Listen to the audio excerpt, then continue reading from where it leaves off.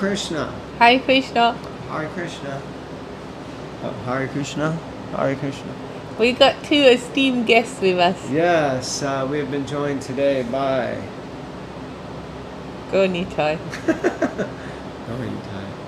Esteemed Nitai. By Shri Nitai Haribo Gauranga. So the boys were ecstatically jumping up and down on the altar.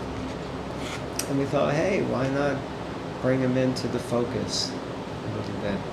So we're reading the Sri Nitai today. Alright. It's Canto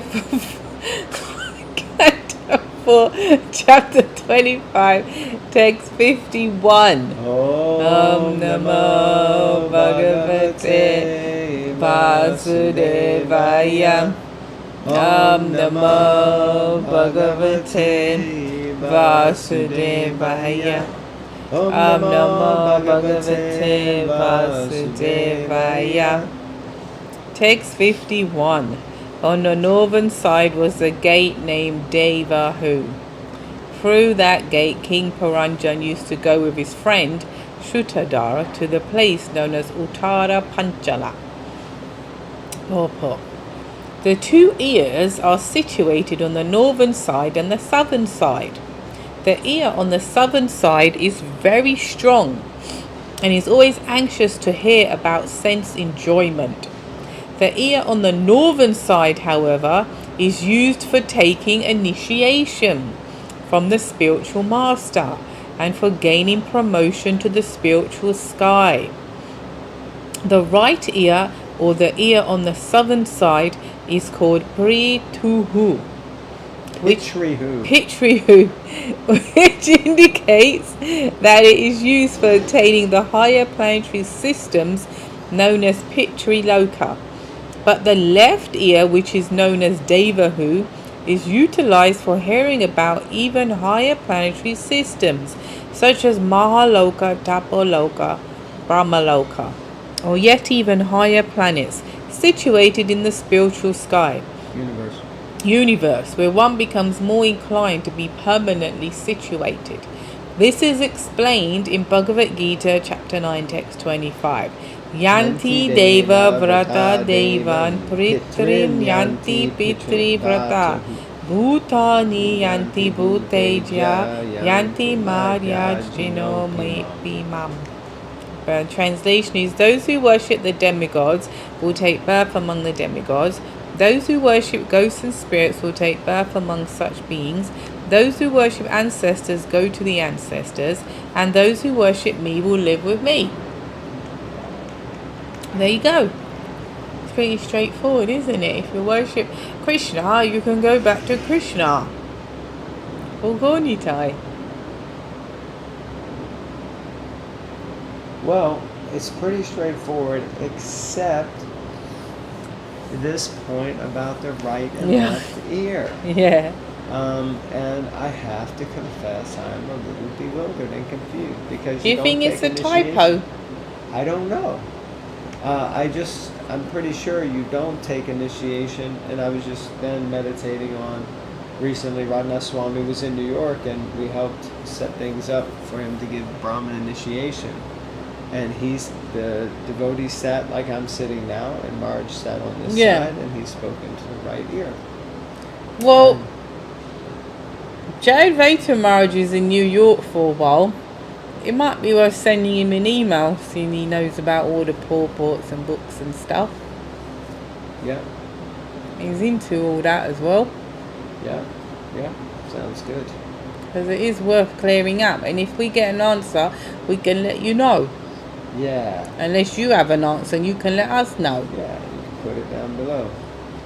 So, but this is why we read, and sometimes we come across things that may confuse us, and then Krishna reveals to us, and we're no longer confused, and it's great. Okay, continuing the purport to verse 51. One who is interested in being happy on this planet as well as after death generally wants to be elevated to the Pitri Lokas. Such a person can use the right ear for hearing Vedic instructions. However, one who is interested in going to Tapoloka, Brahmaloka, and Vaikuntha planets, or Krishna Loka, may take initiation from the spiritual master in order to be elevated to such lokas. Okay, so continuing that same theme, but basically pointing out that what we hear, what goes in these things, will have a profound effect on where we wind up in life or afterlife. Alright, text 52. On the western side was a gate named Asuri. Through that gate, King Puranjan used to go to the city of Gramaka, accompanied by his friend Durmada. He's got a lot of friends, isn't it? Yeah, Purport. he's a king. The gate on the western side of the city was known as Asuri because it was especially meant for the Asuras. The word Asura refers to those who are interested in sense gratification, specifically in sex life, to which they are overly attracted. Thus, Puranjan, the living entity, enjoys himself to his greatest satisfaction by means of the genitals. Consequently, he used to go to the place known as Gramaka. Material sense gratification is also called Gramya, and the place where sex life is indulged in to a great extent is called Gramaka. When going to Gramaka, Puranjan used to be accompanied by his friend Durmada. The word Vishaya refers to the four bodily necessities of life: eating, sleeping, mating, and defending. The word Durmadena may be analyzed in this way. Dur means dusta, or sinful, and mada means madness. Every living entity who is in contact with material nature is called mada, or mad. It is said, Pishashi Paile Yena Mati Chana Haya Maya Grasta Jivera Haya Se Bhava Udaya. That's from the Prema Vivata, and that's it. When a person is haunted, he becomes practically insane. When one is in an insane condition, he speaks all kinds of nonsense. Thus, to become engaged in sense gratification, one has to accept a friend who is durmada, or badly affected by the material disease. I guess that's true in the sense that, like, if you want to enjoy in a certain way, you're going to gravitate to that type of association. And like, if we speak about it in the devotional context, we know those devotees who, oh yeah, I just want to go and criticize, they'll listen to me, or I just want to gossip, they'll have some good stuff, and then the ones that are just going to be quoting Sastra, or maybe just make you feel like, why are you speaking like that? So there's no point in going to them like that, so yeah, you have to go and find someone who's badly afflicted as you are, and then you can enjoy. Like, if you want to get drunk, and better go and find some drunk people, or go to the pub and get drunk. Yeah, misery loves company. So, not just misery, but any type of, if I'm not going to go to a Franciscan monks like place, and then monastery, I think. Franciscan monks in a monastery, and then say, let's get drunk, because they'd be like, what are you talking about? We took in all these vows and we're not. Ironically, I think Franciscan monks get drunk anyway. Well, you're just blowing apart my whole point, so I'm not going to say anything now. It's better just to stay quiet, isn't it? No, not at all. I used to work with a former Franciscan monk. He's a nice man. Did he drink? No, he was the most straight man you could meet. Very nice man. He got married. This was when I worked for the government, and we did a little thing for him where everyone wished him well, and called him in the room, and he was so embarrassed, and so it was very humble, very quiet, very it was interesting, because I didn't know, and I read up, what was this Franciscan monk thing. It was very interesting, because I was going to the temple regularly, so I was interested in someone who has faith like that. I was, it's so interesting. Yeah. Yeah, I was thinking of friars. Franciscan monks would be from friars. Friars are more like, they're like devotees. They go town to town, village to village, spreading the word of the gospel, the Godhead, Krishna. Okay, so let's read the last paragraph of this purport. The words Asuri Nama Paschadwa are significant in another sense. The sunrise is first visible from the eastern side, the Bay of Bengal, and gradually it progresses towards the west. It is practically experienced that people in the West are more addicted to sense gratification. Sri Chaitanya Mahaprabhu himself has certified Paschimera Loka Shaba Madhu Anachar. Chaitanya Charitamrita Adi Lila 10.89. The more one goes to the western side, the more he will find people disinterested in spiritual life. He will find them behaving against the Vedic standards. Because of this, people living in the West are more addicted to sense gratification. In this Bhagavatam, it is confirmed, Asuri Nama Paschadvaha. In other words, the population of the western side is interested in an Asuric civilization. That is, a materialistic way of life. Lord Chaitanya consequently wanted this Krishna consciousness movement to be preached in the western side of the world, so that people addicted to sense gratification might be benefited by his teachings. So, there's a lot of interesting comparisons being brought on by the Western side, Western mentality. So the Western side, remember, the front of the face is the East, and the back is the West. There's a saying, I think it might even have said here, mentioning that there it is. Yeah, the further west one goes, the more degraded things come.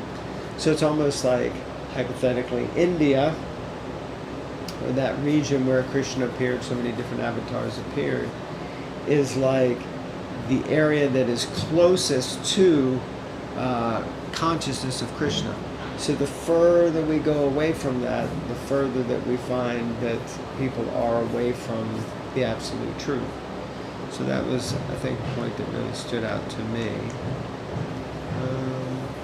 And people in the West are very much addicted to sense gratification. Although I can see it's also there in like Eastern places.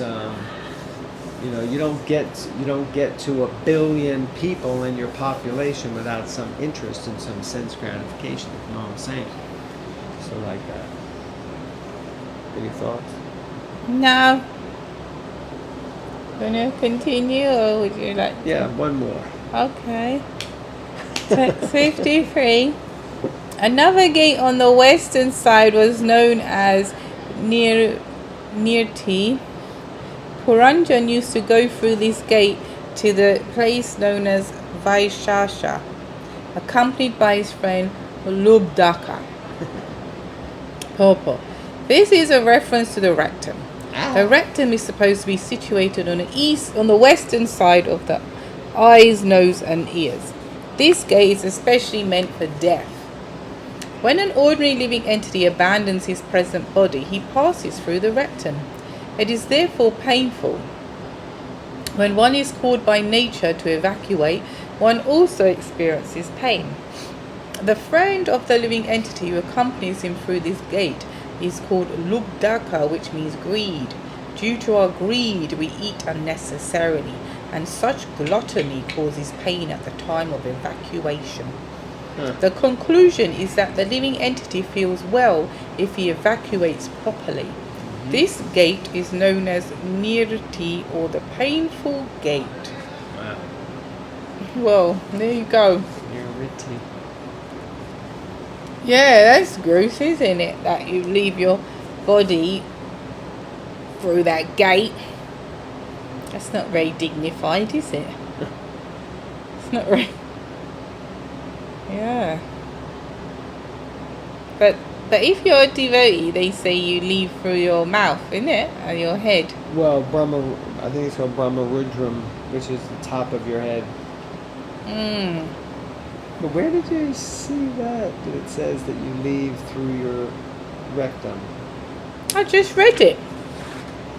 When an ordinary living entity abandons his present body, he passes through the rectum. Oh, okay, yeah. So- Ordinary living entity. Mm. Yeah, that's not. Yeah, devotees are advanced souls, but that's weird. It's interesting because that's where